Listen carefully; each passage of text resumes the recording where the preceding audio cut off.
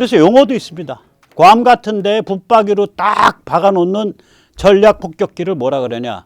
CBP라 그럽니다. 오늘 제가 영어 많이 말씀드리네요. 아까 제가 Nuclear Planning Group, NPG 말씀드렸죠. 그 다음에 아버지 부시 때 그 지상배치 전술핵 다 걷어가지고 없애자고 만든 정책원칙, 그 PNI 말씀드렸죠. 오늘 이제 CBP까지 말씀드립니다. CBP는 뭐냐? Consistent Bomber Presence, 지속적 전략 폭격기 존재라는 그러한 의미의 미 공군 용어예요. 미 국방부 용어.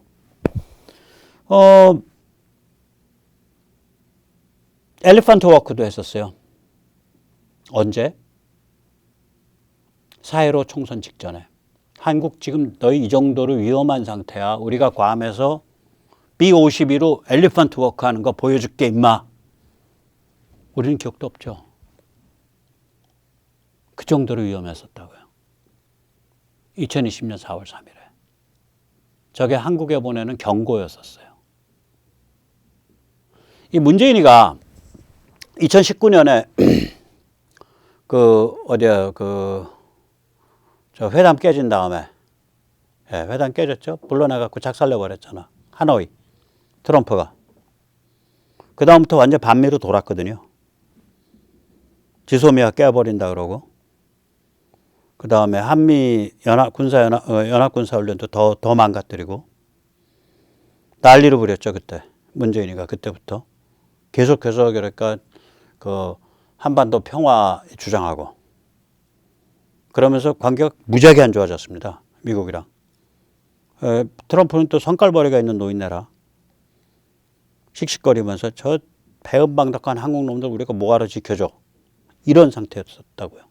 그러다가 총선을 앞두고 야, 니들 지금 까딱하면 적화돼 임마. 중국이 지금 아가리를 벌리고 덤비고 있어. 정신 똑바로 차리고 총선 좀 해봐. 이 시그널을 보낸 거예요, 저게. B-52로 엘리펀트 워킹을 했다니까요. 쿵쿵쿵쿵. 우리 총선 12일 전에 괌의 앤더슨 기지에서. 그런데 총선에 부정을 했든지 뭘 했든지 총선에 아작이 나버렸잖아요. 그러니까 이제 트럼프 성깔머리 있는 영감이 나 싸가지 없는 문재인이랑 더 뭐 얘기 못 하겠어. 쟤들 뭐 이상하게 선거 치른 것 같긴 한데 뭐 국회도 완전히 망가졌고 야 희망 없다. 빼. 거기 뭐하러 돈 들이냐. 그래서 이게 빠져버렸어요. 괌에서. 괌에서 CPB가 없어져 버렸어요. 거기 있던 B-52, B-1, B-2가 다 빠져나가 버렸어요. 수십 대가. 지금 윤석열이 그걸 다시 갖다 놓겠다는 거예요. 그런데 여기에 문제가 있다고요. 제가 이제 말씀드릴게요. 문재인이 해낸 거죠. 참 간첩스러운 대통령이 대단한 위협을 달성했습니다. 괌 앤더슨 기지에서 전략 폭격기를 없애버린 사람 누구? 문재인입니다. 언제 뭐 부정이든 뭐든 총선에 대승을 거두어서 그것 때문에 미국이 충격받고 저것 했습니다. 보십시오. 저게 앤더슨 기지예요.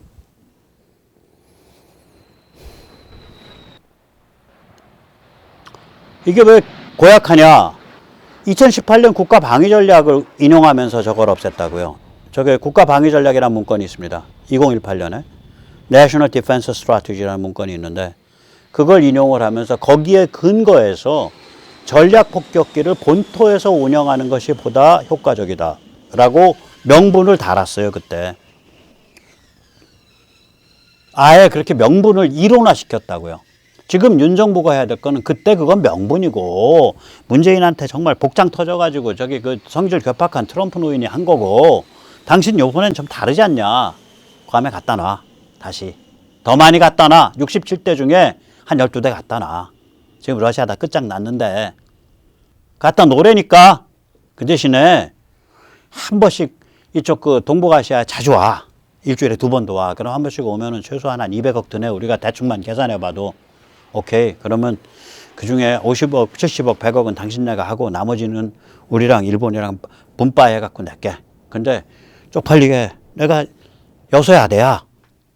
못 통과시키면 쪽팔려. 그러나 그 못 통과시키는 과정에서 우리 국회에 어떤 간첩스러운 자들이 있는지 다 족보는 나올 거야. 못 통과되면 못 통과대로 해. 우리 쪽 나중에 청구서 띄우고 지금 당장은 해줘. 이렇게 통을 치면 멋있는 거야 이게. 그래갖고 일주일에 한 번은 좀 과하고 사실은 한 보름에 한 번, 한 열흘에 한 번만 이래도 열흘에 한 달에 4번, 1년에 한 50번. 그쵸. 일주일에 한 번 비슷하죠. 1년에 한 50번 오면은 그게 1조거든요. 그럼 미국이 한 3천억 부담하고 우리가 한 3,500억 부담하고 일본이 한 3,500억 부담하고. 아, 그럼 멋있죠. 이때 문재인이가 어느 정도 약 올렸냐면요. 그 5천억까지는 그 저기 방위비 분담금 증가분 못 내겠다고. 겉으로 보면 우리가 원래 방위비 분담금이 작아요. 1조인가 밖에 안 돼. 겉으로 보면 50% 급상승이야. 근데 원래 베이스가 작았어. 5천억까지 그거 가지고 신경전 벌였잖아. 그래서 그때 글을 쓸 때, 야, 재인아, 국민 세금이 고등어 저기 뭐야, 진짜 10,000원짜리 제대로 된 고등어 저기 한 마리 값도 못하냐. 10,000원 아니에요. 고등어 한 마리가. 5천만 명에 10,000원이면 5천억이에요. 5천억, 그런데 더 웃기는 건 제가 그때 참 좌절스러운 걸 느낀 게 조선일보 나부랭이가, 특히 조선일보 정말 그 신문 악질이에요. 그럴 때 보면. 정말 악질이야, 내가. 그때, 야, 이 개땡땡들, 이 악질. 미국, 트럼프 정부 한국에 대해서 방위분담금 50% 증가 요구. 아, 돌아버려. 그 50%가 불과 5천억이라는 얘기는 안 해.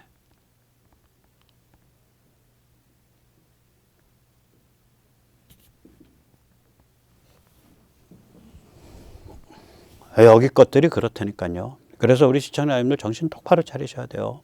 진짜로. 자, 그래서 이제 저런 게 오면은 우리는 매일 스톡홀름 9월 22일처럼 해주세요. 이게 뭐냐? 스톡홀름 9월 22일 날 뭐 트럼프가 저기 푸틴이 뭐 핵무기 이거 비슷한 이제 냄새 풍기기 시작하고 합병한다 그러고 뭐 동원령 때린다 그러니까 그래 임마 너 임마 한번 맞아봐. 그래서 스웨덴이 저걸 했잖아요. 나토 가입 신청을 했잖아요. 중립국 하다가 스웨덴 왕궁하고 그냥 그 의사당기를 낮게 쫙 깔면서 B-52가 지나간 거예요. 우리로 치면은 용산하고 저기 어디야 용산하고 여의도 위를 저렇게 낮게 한 100m 지상 100m 200m 위로 쫙 지나간. 그래 김포공항에 딱 내린 거예요. 혹은 서울공항에 딱 내린 거예요. 저런 거 한번 하면 멋있어요. 우리 매일 해달라 이거야. 근데 저게 한 대만 안 온다고. 그러니까 이제 한 번 지금 한 200억 되니까 그럼 7조나 들어서 그건 좀 부담스럽고 한 일주일에 한번 해주시죠. 우리가 부담 좀 할 테니까 반드시 비용 부담 추진해야 돼요. 윤석열 정부가 쪽팔리게 국회 통과 못 시켰다. 그래도 그 쪽팔리는 과정에서 누가 진짜 색깔진한 간첩 같은 놈인지 다 나온다니까. 이재명이야? 누구야? 다 나와요. 잠깐만 보셔요 지금. 전에 제가 한번 썼던 거예요. 우리는 매일 스톡홀름 9 to 2. 스톡홀름 9 to 2.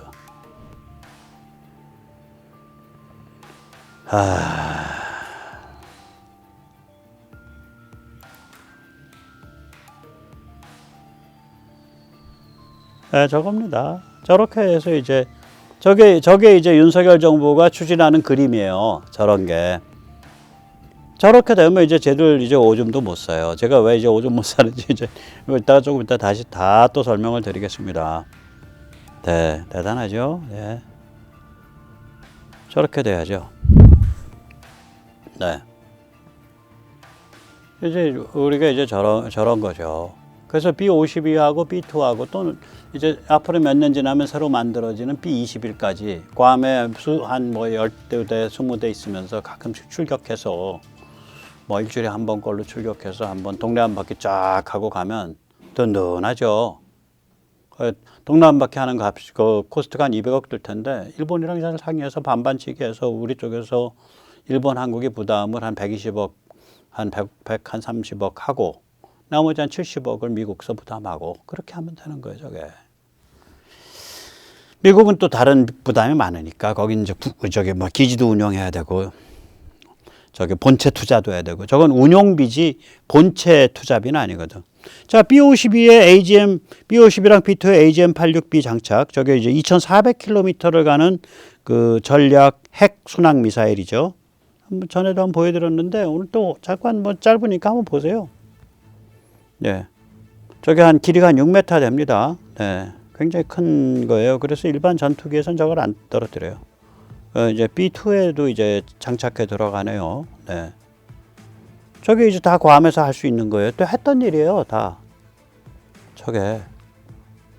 예. LP-50이 이제 다 장착하고 이제 떠나려고 하네요, 이제. 예. 무시무시한 거죠. 여기 B2가 또 떠나고.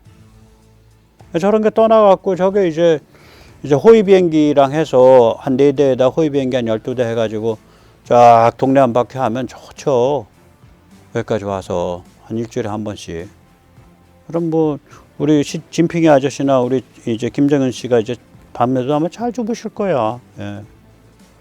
잘 주무실 거예요, 아주. 예.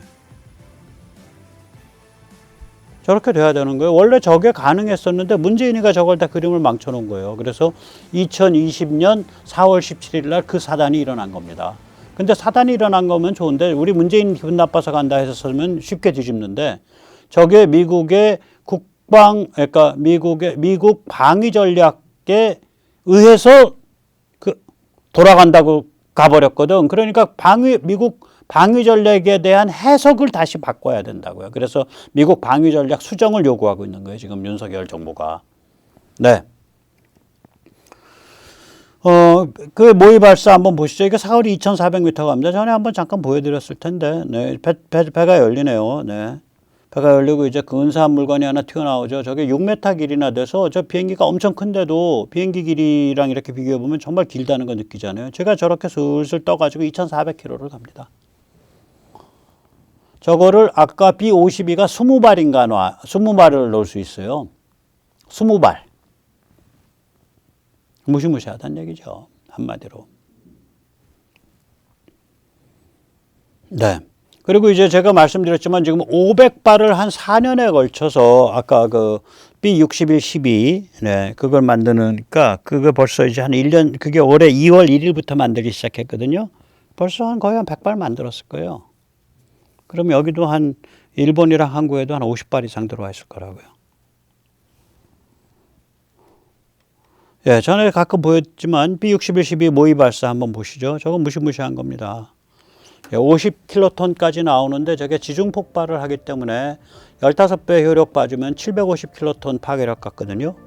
다시 말하자면 750킬로톤 파괴력이면 히로시마 파괴력의 거의 40배입니다. 거의 메가톤급 파괴력이니까.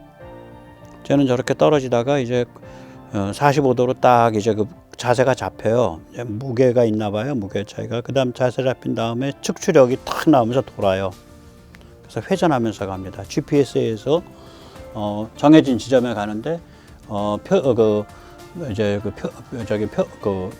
평균 오차가 30m 이내 반경 CEP가 그러니까 굉장히 정확하게 들어가죠. 땅속에 들어가서 터지고 땅속에 들어가서 터져서 지중 충격력 때문에 자기 폭발력 대비 15배의 파괴력이 나오고 낙지는 없고. 저게 B-61-12고요. 쟤는 전술핵입니다. 전술핵 폭탄이에요. 다시 말하자면 F-35, F-15, F-16, F-28 다 떨어뜨릴 수 있어요. 그러니까 저 무서운 거예요. 제가 보기에는 500발 생산이 다 끝난 시점 기준으로 저보고 만약에 배팅하라 그러면 한국에 한 100발, 일본에 한 150발 있을 거예요. 그리고 유럽에 한 150발, 그리고 미 본토에 보관에 한 200발. 그 정도 운영할 겁니다. 근데 그거는 NCN인데요. 얘기 안 해요. 유럽에 대해서도 얘기 안 해요. 몇 발을 어디에 갖고 있다. 유럽도 얘기 안 해요. 유럽은 뭐 핵 공유 제도가 있으면서도 얘기 안 해줘요. 단지 예전에 그게 있었다는 걸 아니까 뭐 지상은 없었지만 그건 남아있을 거 아니야. B-61-3, B-61-4는 그래서 유럽에 150발에서 200발이 있겠다라고 추정하는 거지 미국이 밝힌 게 아니에요. 유럽 정도의 강대국들한테도 전통적인 후방한테도 안 밝혀요. 한국, 일본한테도 안 밝혀요. NCN인데요. 야, 우리 기지에 우리 전술적 무기 왔다 갔다 하는 네가 왜 참견이냐? 이렇게 얘기하죠. 당연히. 지금 이제 그 자체 핵무장 주장, 전술핵 배치 주장하는 거 그걸 밝혀라라는 주장이에요. 그래서 간첩스럽다는 거예요. 자, 저는 오히려 진핑이랑 이제 그 시진핑과 정은이가 혼비백산해서 오히려 패닉에 빠질까봐 걱정을 합니다. 왜냐면 이거는 저기 아까도 말씀드렸지만 전략핵 AGM-86B 순항미사일 같은 경우는 2,400km를 가고요. 전술핵은 저건 너무 스마트하단 말이죠. B-6112 이런 것들이 이제 그런 것들을 날아다니는 비행기들 전략 전폭기가 왔다 갔다 하면 중국의 A2AD가 완전히 정면 파괴돼요. 특히 전략핵 순항미사일은 이제 2,400km 가는데 향후엔 전투기에서 사용하는 전술핵으로 겸용하려고 업그레이드 중이고요. 핵폭탄은 전술 핵폭탄은 전략 핵폭탄은 B-61-7, B-61-11 두 종류가 있고요. 그러니까 아까 B-52, B-2에서 떨어뜨리는 전략 핵폭탄은 그 다음에 전술 핵폭탄, 다시 말하자면 F-35, F-16, F-15, F-18 이런 전투기에서 떨어뜨리는 전술 핵폭탄은 B-61-3, B-61-4가 있었는데 여기에 추가해서 새로운 따끈따끈한 신규 상품인 B-61-12가 추가되고 있습니다. 자, 이런 것들이 한반도에 B-52, 한반도 인근에 B-52나 B-2가 왔을 때 이게 무슨 의미를 가지는지 다시 지도로 설명을 드리겠습니다. 중국이 말씀드렸듯이 A2AD입니다. 중국이 A2AD죠. 그래서 우리는 이제 저희들의 제일 가까운 3차 방어선만 해도 저건 3차 방어선 정도면 뭐 모든 무기를 다 사용할 수 있는 그런 거리인데요. 한 200-300km. 그것만 해도 우리는 서해와 한반도가 다 들어가죠. 한반도 서쪽이. 제주도까지 다 들어갑니다.